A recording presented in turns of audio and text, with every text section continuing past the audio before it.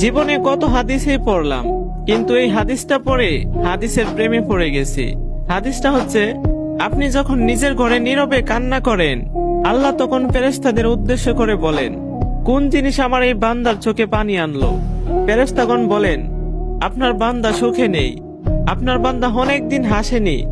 এই বলে ফেরেশতাগণ কান্না করতে থাকেন এবং আল্লাহকে বলেন, হে আমার রব, আপনি জানেন আপনার এই বান্দার হৃদয়ে কি রয়েছে, অতএব আপনি তার জন্য সবকিছু সহজ করে দিন।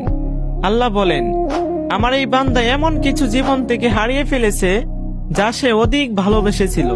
অতএব আল্লাহ বলেন, আমি শপথ করছি, আমার বান্দা যা তার জীবন থেকে হারিয়েছে এর চেয়ে উত্তম জিনিস তাকে এনে দিব, যা দেখে দুনিয়া ও আখিরাতে সবাই আশ্চর্য হয়ে যাবে। সুবহানাল্লাহ।